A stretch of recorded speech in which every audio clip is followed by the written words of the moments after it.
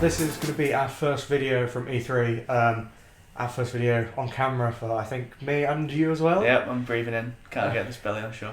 And we thought we'd start it off with a bit of a bang by Definitely. speaking to Murph about what he saw last today, I think. It did, yeah. Yeah, so you jetted off to Nintendo I certainly did. see what they've got, and they only have one thing They this do year. only have one thing. Well, at one point I thought, am I going to see something else? Because the guy said, do you like Pokemon? I was like, I do like Pokemon. But sadly, there was nothing else. There was only Zelda, the Breath of the Wild, I believe it's called. Isn't it something to do with the wind? Isn't it not wind? I'm pretty sure it's wild. I thought it was wind. I want to say wild because they want wild because you're wild and free. But I thought it was wind. And they hardly out. I'm sure it's wild. I'm sure it's wind.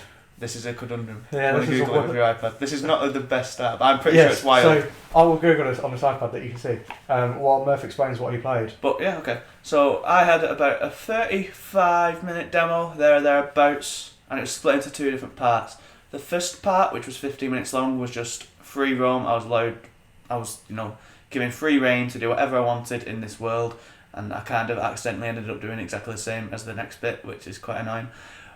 But that was my fault, not theirs. And basically, they just let you out into the world. I clobbered some enemies, I cut down some trees, I cooked some food, which looked nice. And it looks, both like physically, or how would you say it, like art style. Yeah. It looks beautiful. It reminded me and I said it's imagine like if Witcher, and I like Witcher, so this is a compliment, was designed by Studio Ghibli. It's just very like soft painting and really pretty art style, and then doing the stuff is just really fun. It feels to me like they very easily could have just plonked Link into an open world and said, here you go, and everyone would have loved it. But it feels like they've done more than that. It feels like they're actually making a proper RPG with it. So there's crafting, there's cooking, there's obviously the combat, which I'm not a big guy, not a big Zelda fan. I don't know if it's any different to how Twilight Princess used to be, but it's not just a sword. So I used a club, an axe, and a sword, and a branch. And all four of them felt different. So the axe is obviously really heavy, but isn't quite as powerful as a sword, but it's fun to use because you're literally chopping up enemies. Then the sword's quick and does quite a lot of damage, and then the club is kind of like the axe, but I'm pretty sure right in saying the club you swung up maybe, whereas the axe was like that. Alright. So they did a lot of stuff the combat wise, and then the second part of my demo was, I want to say maybe 20 minutes around that mark, and it was basically the start of the game. They told me, whereas Link wakes up from 100-year slumber, and it seems as if Hyrule, or at least this bit of Hyrule, I don't know Zelda lore, has been desolate or destroyed by this big cloudy dragon folk. And then you meet this old geezer with a beard who just randomly pops out of nowhere, who you nick his apple and he's not too happy about it, but then he lets you off. It's quite strange. Then he tells you to go and get his axe and chop up some enemies, and it's pretty nice like introduction to the game, I suppose. And so the mechanics will tell you, cut down this tree, and it's a very satisfying tree animation. Like you chop it and like a big chunk goes. It's oddly satisfying, and and the fall down's like timber of it falling down is quite good as well. And then you can get firewood and like make food with the fire because in most Zeldas you get the hearts to replenish health, and there's no hearts in this anymore. You have to cook. You can eat raw food and it does the job, but actually cooking it does a lot more. And it was just, I went to this tower, I think, after killing a few enemies. Well, I went to this point, and then a tower spurted out of the ground. See a great view of the whole map, which is apparently 12 times bigger than Twilight Princess, and it looked fucking massive on the map that they showed me. And then this big dragon is awakened again after it destroyed the world last time, and I imagine that's going to be the final boss at some point, or at least something to do with it. See, the story, I'm interested to know what the scope is for side quests and stuff, because obviously they'll have the dungeons and whatnot, but if it is a desolate place and there's not many people, I wonder if there's much scope for side quests and stories. I don't know if people play Zelda for I suppose, what's the one that everyone loves, the dark one, that got a remaster? Majora's Mask. Yeah, see, that was a story, if I'm not mistaken. You talk to people and it was like Groundhog Day, wasn't it? The clock kept resetting, if I'm not mistaken. There was something like, I never played it. So you never did, but I'm just going off what I've heard. So I think there is scope for stories in Zelda, and there's obviously scope for like people interaction. So, and there is a guy in it in the very beginning, so there could be a lot more people and characters. But my only concern so far is that maybe the story, and I can't judge it because I've literally just had the introduction. but maybe a story with the place being supposedly destroyed. There might not be that much like interaction with other people and stuff, but it looks really, really good. The combat was fun, and the world looks genuinely beautiful. My favourite bit, and this is a really small thing to pick up on, but it struck me quite a lot, was how the enemies seem like they have their own life and are there for a purpose. So there's just one moment where I'm sneaking on this hill, and below the hill there's two dudes making some tea. And this, I can't remember the name of the enemies, there's some red geezers.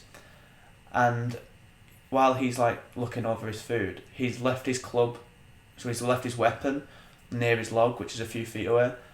And I just like how they're just not in battle mode all the time. They're not ready, they're not just there to be killed by me. They have their own life, they have their own purpose. And it makes the world feel that bit more alive. I think it's a really nice touch. I don't know if that, because there was some that were in battle mode. There was like there's a guy with a watchtower. So there is different types of enemies, different types of characteristics in these enemies. But I just thought that little touch was really cool and gave, to me at least, it made the world feel that much more alive in the brief time I had with it. So 2 quick fire questions. Okay. Male or female link? None. I asked the PR about this. I went, so obviously the story was that on the lanyards for E3 this year, there's another link on it, and it looks like a woman, and everyone thought that was female link confirmed. I asked the PR this what the other link was, and it's like, oh, we've heard nothing about this. So they'd apparently not heard at all that everyone thought it was a female link. I think they thought, because you can dress Link, so in the trailer you saw, if you go to a cold place and Link has thin clothes, he will start getting cold and then you lose health. So yeah, then you can dress him in warm clothes. So I think it was literally just Link with a hood on, and not, which is kind of disappointing after what was, did they have a female Link? Is it Triforce Heroes they had a female Link in? I don't know. Or they've had a female Link in something. It might have been Hyrule Warriors or something like that. So it was a bit of a disappointment not to have that. So it just seems like it's normal Link this time. Wii U or NX? It was on Wii U, and it looked bloody lovely, I must say. Like, I was actually surprised at how really nice it did look. Like, obviously, if you climb it, like the rock textures and stuff aren't the best, but who gives a shit when the vistas look really nice, the characters, as I say.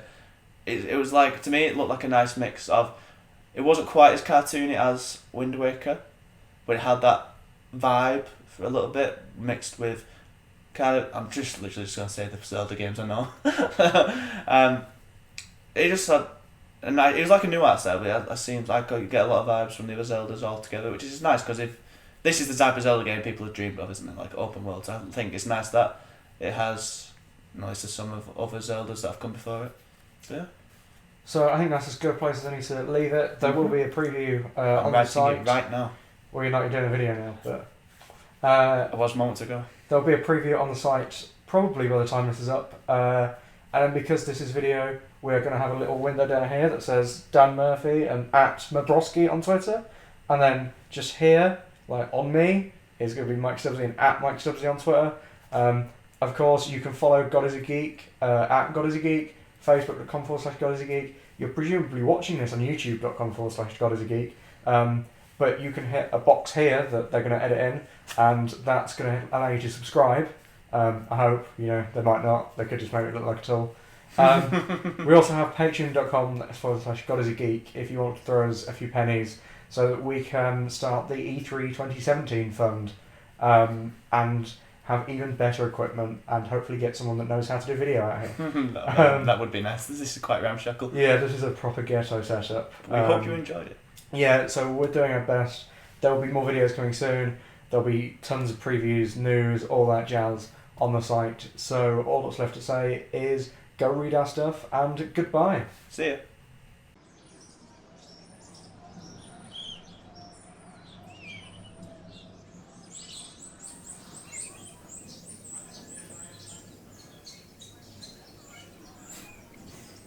Should have backed the GodisaGeek Patreon.